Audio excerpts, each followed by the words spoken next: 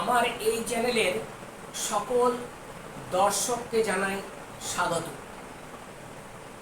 গতকাল পশ্চিমবঙ্গের বিধানসভা নির্বাচনের প্রথম দফার ভোট শেষ হয়েছে।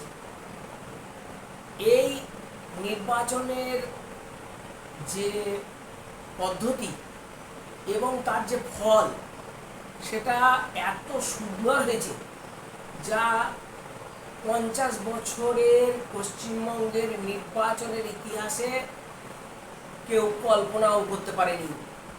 তাই আমি আমার এই চ্যানেলের পক্ষ থেকে ভারতের নির্বাচন কমিশন এবং তাদের কমিশনার ও পশ্চিমবঙ্গের নির্বাচন কমিশন ও তার কমিশনাররা এবং এর সঙ্গে সংশ্লিষ্ট যত মানুষ এই ভোটকে সুন্দর গতিশীল করে তুলেছেন তাদের প্রত্যেককে ধন্যবাদ জানাই।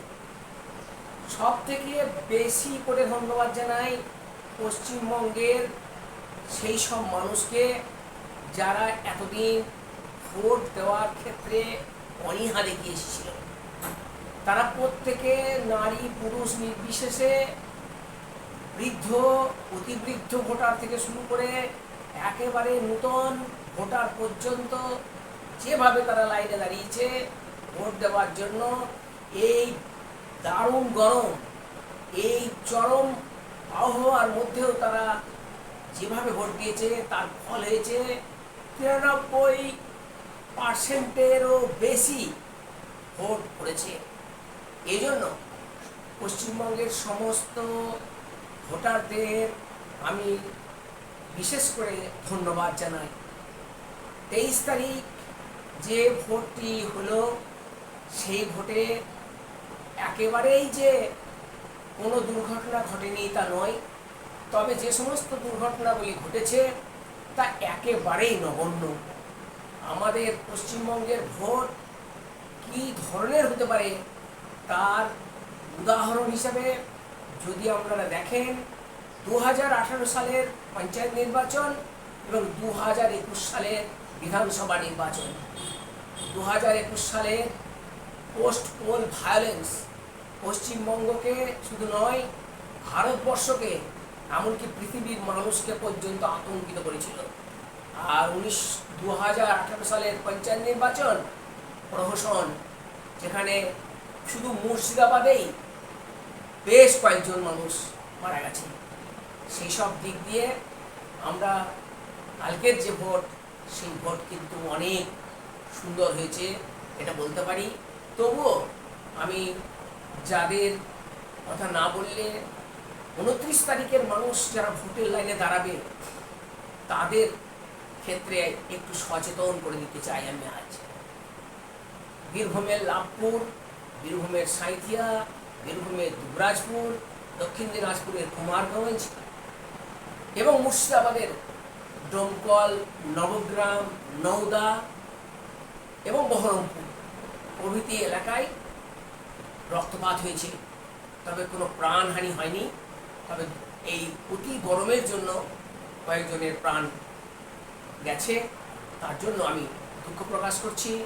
আর এই রক্তারক্তিতে এখনো পর্যন্ত 44 জনকে গ্রেপ্তার করা হয়েছে এবং প্রত্যেককে জানাচ্ছি আমার ছাত্রছাত্রী যদি থাকে এবং তাদের যে গার্জেন, এবং তোমরা যদি সাবস্ক্রাইব করে দাও বা অন্য কাউকে শেয়ার করো তাদের আমি সতর্ক করছি, এই 44 জনের কিন্তু 6 মাস কোনো রকমের জামিন হবে না।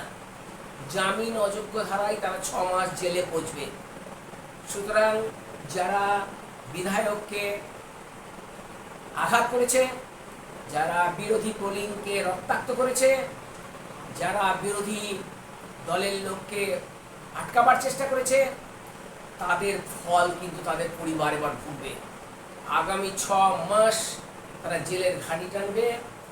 এই কথাটা মাথায় রেখে আগামী 29 তারিখে আবার যে বুধবার যে ভোট আসছে অর্থাৎ দ্বিতীয় দফা পশ্চিমবঙ্গের, সেই দ্বিতীয় দফার নির্বাচনে যারা গুন্ডা, যারা মস্তান, যারা ভোট লুটকারী তারা সাবধান হয়ে যাও। তোমার ফল তোমার পরিবার ভুগবে, পর সন্তান সন্ততি ঘুরবে। আর পশ্চিমবঙ্গের জনগণকে আমি আবার বলতে চাই, যেমনভাবে 23 তারিখে নারী পুরুষ নির্বিশেষে বয়স্ক এবং নতুন ভোটার যারা যেভাবে লাইনে দাঁড়িয়েছে, তার থেকেও বেশি সংখ্যক মানুষ আবার ভোট দিতে নেমে আসুন। প্রত্যেকে ভোট দিন, প্রত্যেকের ভোট দেওয়ার অধিকার আছে, এবং শুধু ভোট দেওয়া অধিকার নয়, এটা একটা কর্তব্য। ভারতবর্ষের মতো বহুদলীয় গণতন্ত্রে ভোট দান একান্ত কাম্য। আপনারা সকলে ভোটের লাইনে দাঁড়ান, ছাতা নিন, ছায়াতে দাঁড়ান, সহযোগিতা করুন, ভোট দিন, নিজের ভোট নিজে দিন, সকাল সকাল ভোট দিন।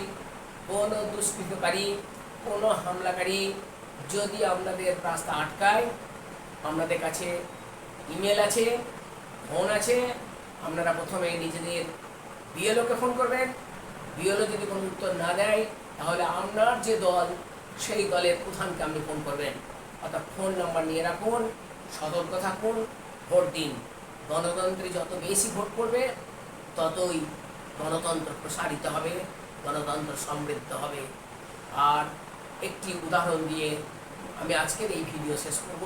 সেটি হচ্ছে, গতকাল পশ্চিমবঙ্গের সঙ্গে তামিলনাড়ুতেও ভোট হয়েছে, এবং সেখানে আমাদের থেকে অনেক ভোটের পার্সেন্টেজ কম। সেখানে 80% মতো ভোট পড়েছে। অথচ 230টা বিধানসভা, যেখানে আমাদের 294টা বিধানসভা, সেই 294টা বিধানসভার মধ্যে কালকে হয়েছে 152টা বিধানসভা, আর 29 তারিখে হবে 142টা বিধানসভা।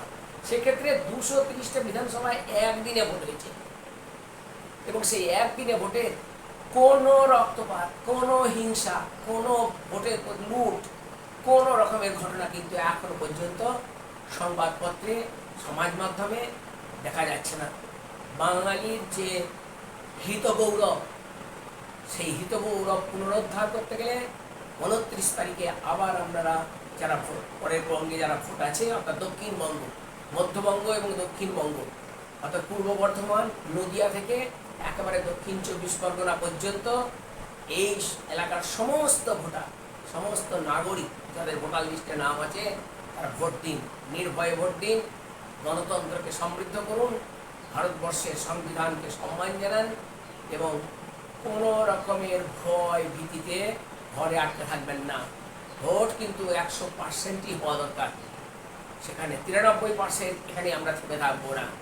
আমাদের আশা করি 29 তারিখ অর্থাৎ আগামী বুধবার যে ভোট হবে দক্ষিণবঙ্গে, অর্থাৎ পশ্চিমবঙ্গের দ্বিতীয় যে ফেজ, যেখানে 142টা বিধানসভা আছে, সেখানে আমরা প্রত্যেকে ভোট দিই, এবং ভোটের পার্সেন্টেজ বাড়িয়ে নিয়ে চলুন। সঙ্গে সঙ্গে গুন্ডারা, ভোট লুটেরা, দুষ্কৃতকারীরা মাথায় রাখুন, যদি ধরা পড়েন 6 মাস জেলে ঘানি টানতে হবে, আপনার ছেলে বউ ভিখারির মতো অবস্থা দশা হবে, তখন কেউ সামনে থাকবে না। তাই সাবধান।